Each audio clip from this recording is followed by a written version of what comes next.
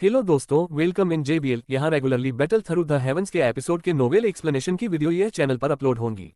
सो जल्द से जल्द सब्सक्राइब कर ले जिससे आपको आने वाली नई वीडियो पहले मिल सके। तो आज हम बात करेंगे सीजन 6 में एपिसोड 48 के पार्ट पे। अब आगे गुप्त कक्ष के एक कोने में एक सपाट बिस्तर रखा गया था। यह दीवार के खिलाफ झुक गया। जियो यान उस पर पालथी मारकर बैठा था। उसके सामने तरह तरह की औषधियां जो भली भांति लपेटी हुई थी रखी थीं। इनमें से कुछ औषधीय अवयव काफी दुर्लभ थे और निश्चित रूप से ब्लैक कॉर्नर क्षेत्र के भीतर काफी अधिक कीमत पर बेचे जा सकते थे। इसके अलावा उनमें से काफी बड़ी मात्रा में थे। कोई वास्तव में मदद नहीं कर सकता था, लेकिन हान फैन के धन की समृद्धि पर आह भर सकता था। जियो यान की नजर उसके सामने रखी बड़ी संख्या में औषधीय सामग्री पर पड़ी। वह अपना सिर हिलाए बिना नहीं रह सका और उसका दिल एक बार फिर हान फैन की दौलत पर आश्चर्य से भर उठा। भले ही हान फैन कितना भी अमीर क्यों न हो, यह सब अब जियो यान को लाभ पहुंचा रहा था। मैं इन औषधीय अवयवों से आध्यात्मिक रिकवरी पर्पल पिल को परिष्कृत करने के लिए आवश्यक सामग्री को मुश्किल से इकट्ठा कर पाया। जियो यान ने अपनी निगाहें हटा ली, एक पल के लिए सोचा, इससे पहले कि वह तुरंत कुछ आश्चर्यचकित स्वर में बोला, आध्यात्मिक रिकवरी पर्पल पिल। जियो यान ने जियामा साम्राज्य में आए सम्राट हाइबोडोन को याद किया जब उसने इस औषधीय गोली के बारे में सोचा। उसका पहला साथी होने के नाते यह बूढ़ा व्यक्ति, जिसका चरित्र थोड़ा ठंडा और उदासीन दिखाई देता था, उसने जियो यान पर काफी अच्छा प्रभाव डाला। यह विशेष रूप से मामला था जब उसने वास्तव में सहायता प्रदान की थी, जबकि जियो यान का मिस्टी क्लाउड संप्रदाय द्वारा पीछा किया जा रहा था। यह जियो यान को हाइबोडोन के प्रति बेहद आभारी महसूस कराने के लिए पर्याप्त था।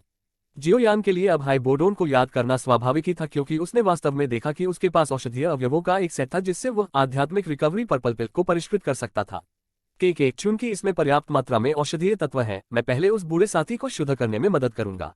अन्यथा जब मैं भविष्य में जियामा साम्राज्य में वापस आऊंगा तो वह इस बारे में पूछेगा तो मैं उसे जवाब नहीं दे पाऊंगा। जियो यान के मुंह के कोने में मुस्कान आ गई और उसने अपना सिर थोड़ा हिलाया। उसने अपना हाथ लहराया और एक बड़ा क्रिम्सन रंग का औषधीय कड़ाही निर्मल सी स्टोरेज रिंग से बाहर निकला। अंत में यह उसके सामने उतरा। यह लाल रंग की कड़ाही स्वाभाविक रूप से जियो यान की नहीं थी। यह कुछ ऐसा था जिसे हान फैन पीछे छोड़ गया था। ऐसा लगता है कि यह कुछ ऐसा था जिसे बाद वाले ने गोलियों को परिष्कृत करने के लिए इस्तेमाल किया था। यह साथी ब्लैक कॉर्नर रीजन पर अधिकार कर रहा था और इसने काफी लाभ प्राप्त किया था। जियो यान के हाथ ने लाल रंग के औषधीय कड़ाही को धीरे से थपथपाया। गुप्त कक्ष में धातु के टकराने की स्पष्ट ध्वनि सुखद रूप से प्रतिध्वनित हुई। इसके साथ जियो यान ने संतोष के साथ सिर हिलाया और धीरे से हंसा। हालांकि जियो यान इस क्रिम्सन औषधीय कड़ाही की उत्पत्ति से अनजान था। जियो यान ने अपनी उंगली घुमाई और उसकी नोक पर गहरे हरे रंग की लौ दिखाई दी। ज्वाला के दिखाई देने के तुरंत बाद गुप्त कक्ष का तापमान बढ़ गया। हालांकि यह स्वाभाविक रूप से जियो यान के लिए कोई बाधा नहीं थी। उनकी निगाह औषधीय हंडा पर केंद्रित थी। एक क्षण बाद उसने अपना हाथ लहराया और अंत में गहरे हरे रंग की लौ निकली और अंततः क्रिम्सन औषधीय कड़ाही के आग के आउटलेट में प्रवेश करने के लिए उसका पीछा किया। गहरे हरे रंग की ज्वाला औषधीय कड़ाही में प्रवेश करने के बाद अचानक फैल गई, एक भयंकर ज्वाला में बदल गई जो सूख गई और बढ़ गई। गहरे हरे रंग की लौ औषधीय कड़ाही के भीतर बेतहाशा बढ़ी और बार बार एक भयानक तापमान फैलाया। हालांकि इस तापमान के बढ़ने की परवाह किए बिना उस क्रिम्सन औषधीय कड़ाही ने कोई गतिविधि नहीं हुई। इसके भीतर का तापमान आश्चर्यजनक रूप से उच्च होने के बावजूद इसकी बाहरी सतह अभी भी उतनी ही ठंडी थी जितनी की बाहर की हवा। अच्छी कड़ाही। जियो यान की आंखें इस बड़ी वस्तु को घूरते हुए जल रही थीं। एक क्षण बाद वह प्रशंसा के लिए अपना मुंह खोलने से नहीं रोक सका। कोई भी अनायास ही कह सकता है कि गोलियों को परिष्कृत करने के लिए इस औषधीय कड़ाही का उपयोग करने से शोधन की सफलता काफी हद तक बढ़ जाएगी। एक कीमियागर के लिए औषधीय कड़ाही के अलावा और क्या चीज है जो गोलियों के शोधन में सफलता की संभावना बढ़ा सकती है। औषधीय कड़ाही के भीतर का तापमान धीरे धीरे जियो यान के वांछित स्तर तक पहुंच गया, क्योंकि उसके भीतर गहरे हरे रंग की लौ मच रही थी। इस अवधि के दौरान जियो यान ने बार बार आध्यात्मिक रिकवरी पर्पल पिल की शोधन विधि को भी पढ़ा। याओ लाओ ने पहले ही उन्हें औषधीय सूत्र दे दिया था। हालांकि उस समय उनकी शोधन क्षमता बहुत कम होने के कारण उन्होंने इसे परिष्कृत करने के लिए कभी कोई कार्रवाई नहीं की थी। जियो यान का दिमाग धीरे धीरे उसके सिर के भीतर आध्यात्मिक रिकवरी पर्पल पिल के औषधीय सूत्र को 2 बार पढ़ने के बाद केंद्रित हो गया। उन्होंने औषधीय कड़ाही के भीतर कुशलता से कुछ औषधीय सामग्री को प्रचंड ज्वाला में फेंक दिया। औषधीय सामग्री औषधीय कड़ाही में प्रवेश कर गई थी जब यह उच्च तापमान के तहत नग्न आंखों को दिखाई देने वाली दर से मुरझाने लगी थी। हालांकि औषधीय सामग्री की पत्तियां मुरझा गई थीं, लेकिन इसके कोर क्षेत्र से धीरे धीरे अलग अलग रंग के तरल पदार्थ निकल रहे थे। एक पल बाद पत्तियों के पूरी तरह से मुरझा जाने के बाद गहरे हरे रंग की लौ पर अलग अलग रंग के तरल पदार्थों की कुछ बूंदें दिखाई दी। ग्रिल करने के दौरान उनमें मौजूद अशुद्धता धीरे धीरे दूर हो गई।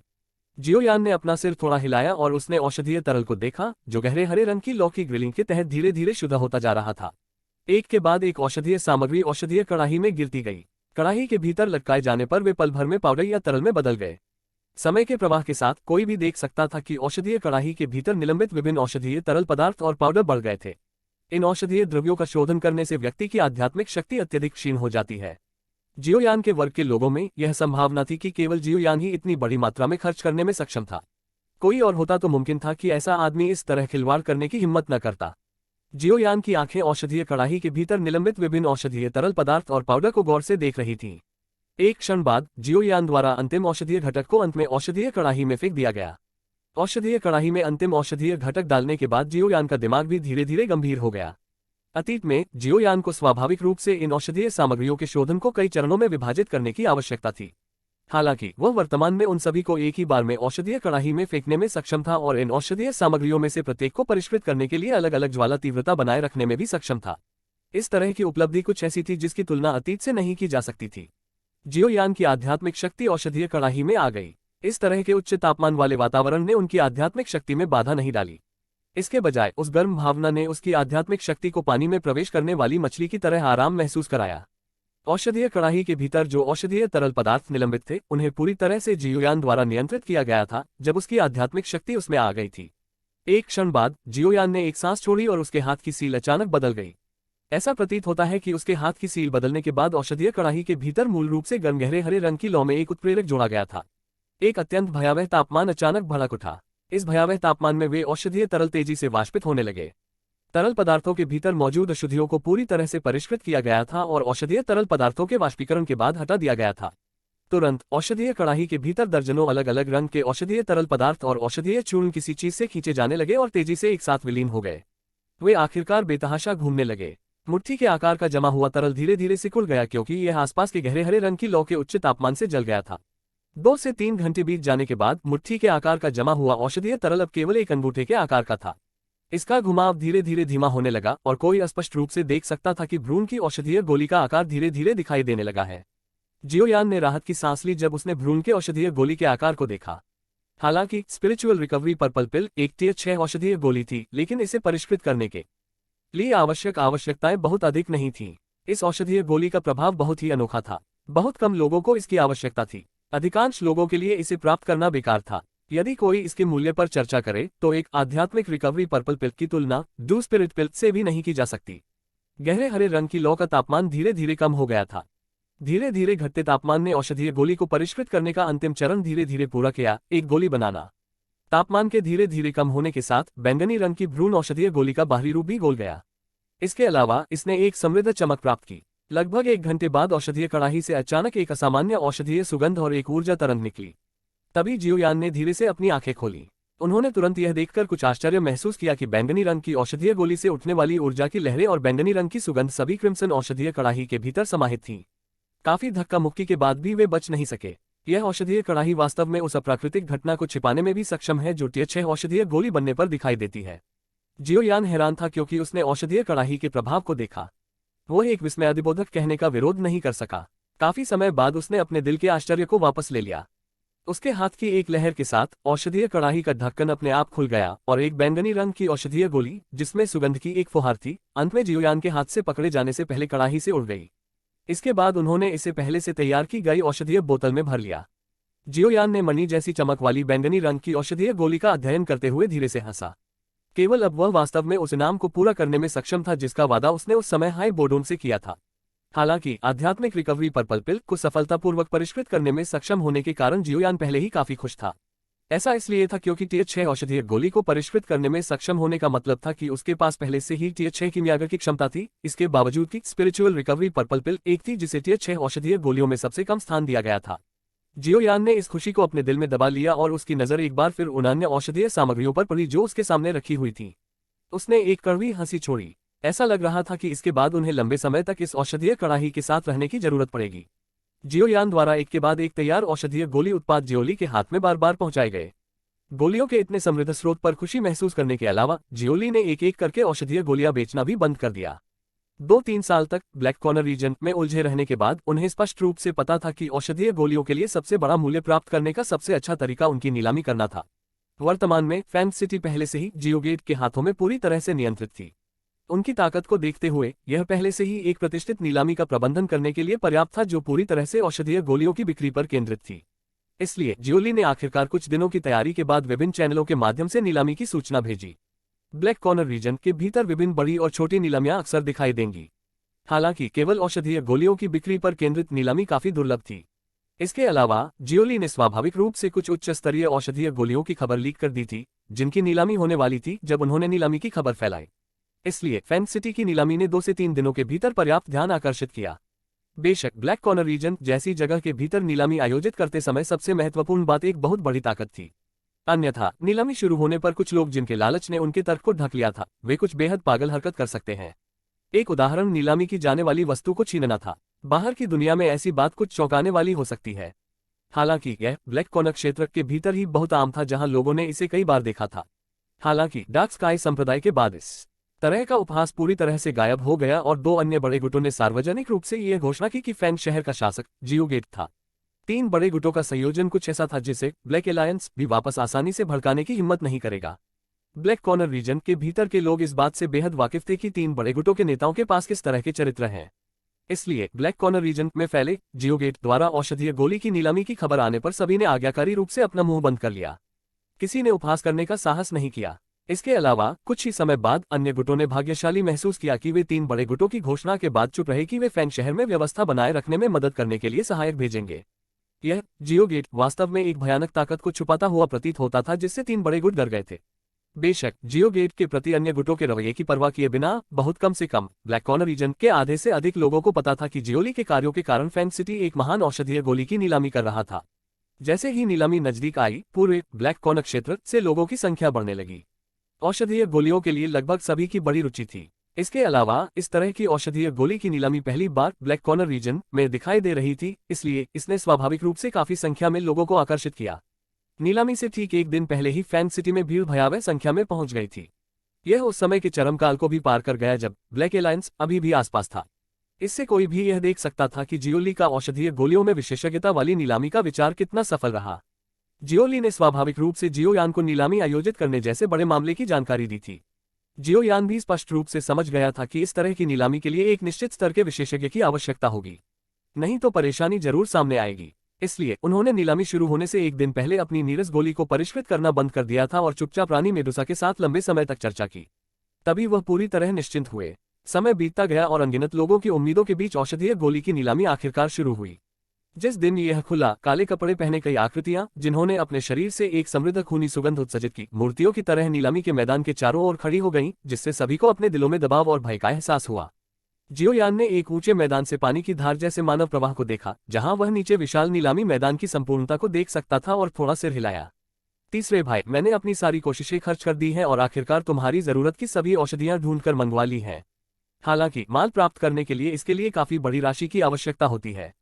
यदि नीलामी सुचारू रूप से चलती रही तो न केवल हम सभी औषधीय सामग्री प्राप्त कर पाएंगे, बल्कि हमारे जियोगेट को भी बड़ी मात्रा में मुनाफा होगा। बगल में जियोली ने मुस्कुराते हुए बात की और निचले मैदान को संतुष्टि के साथ देखा। हाँ, यह सुनकर जियोयान ने राहत की सांस ली। वह मुस्कुराया और सिर हिलाया। ब्लैक कॉर्नर रीजन के भीतर वास्तव में कई सक्षम लोग थे।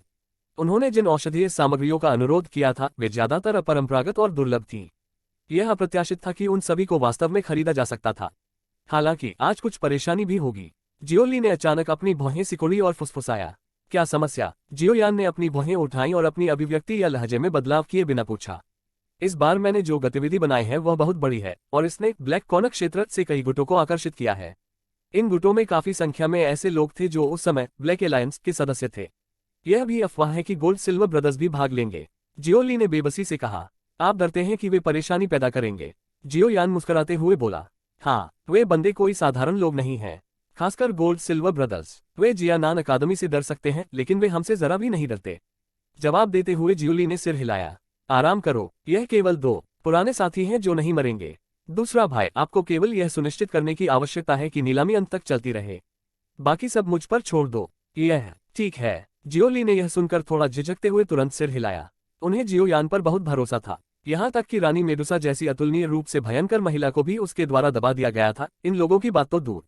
जब वे दोनों बातें कर रहे थे तब नीचे का अतुलनीय रूप से विशाल नीलामी हॉल धीरे धीरे बड़ी संख्या में लोगों से भर गया। एक नजर में मानव सिर का काला ढेर अंतहीन लग रहा था।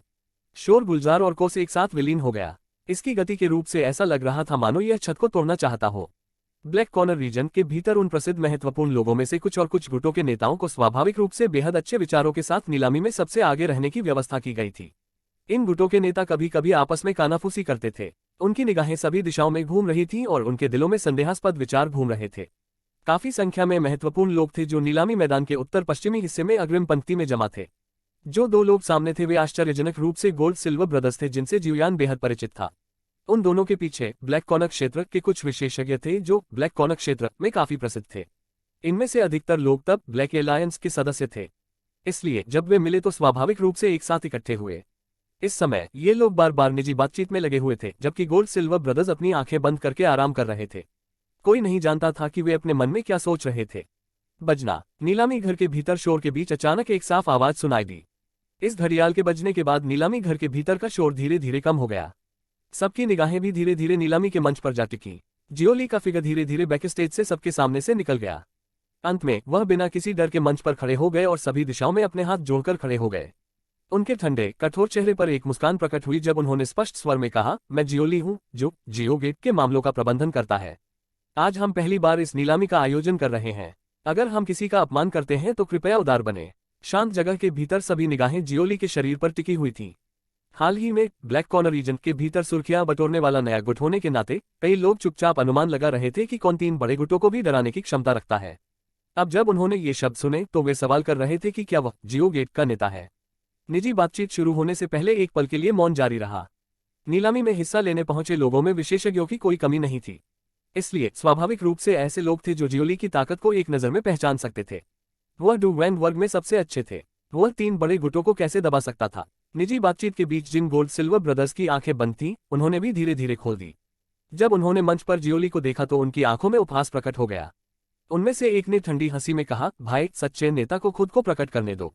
यदि आप वास्तव में जियो गेट के नेता हैं तो आज नीलामी आयोजित करने की कोई आवश्यकता नहीं है। कोई इसे कैसे भी रखे, हान फैंग की ब्लैक कॉर्नर रीजन में काफी अच्छी प्रतिष्ठा थी। हालांकि वह जियोयान के हाथों मर गया, लेकिन यह आप जैसी युवा पीढ़ी के बस की बात नहीं है कि वह उसके शहर पर कब्जा करे। चूंकि वे वर्तमान में ब्लैक कॉर्नर रीजन में सबसे मजबूत लोग थे, गोल्ड सिल्वर ब्रदर्स के शब्दों के बजने के बाद काफी संख्या में लोगों ने अपने समझौते किए। ऐसे लोगों को ढूंढना बहुत आम था जो ब्लैक कॉर्नर रीजन के भीतर चोट का अपमान करेंगे। जियोली की अभिव्यक्ति थोड़ी बदसूरत हो गई क्योंकि उन्होंने गोल्ड सिल्वर ब्रदर्स को देखा, जिनके चेहरे पर ठंडी मुस्कान थी। एक क्षण बाद वह बोलने ही वाला था कि एक फीकी हंसी प्रकट हुई और पूरे नीलामी हॉल में गूंज उठी। ठीक है, तुम दोनों, चूंकि हान फैंग मेरे हाथों से मरा है तो मेरे इनाम लेने में क्या गलत है। नीलामी के मंच पर एक काली आकृति भी धीरे धीरे दिखाई दी क्योंकि नीलामी हॉल में हंसी की आवाज सुनाई दी। जब कुछ जानी पहचानी हंसी सुनाई दी तो गोल्ड सिल्वर ब्रदर्स के चेहरे थोड़े बदल गए। नीलामी के मंच पर मानव आकृति पर उनकी नजरें बदलते ही उनके भाव तुरंत बदसूरत हो गए। और यहाँ पे यह पार्ट खत्म होता है। Bye bye guys. यदि आपको यह एक्सप्लेनेशन अच्छी लगी हो तो लाइक करें और नेक्स्ट पार्ट के लिए सब्सक्राइब जरूर करें, जिससे आपको नया पार्ट जल्द से जल्द पहले मिले।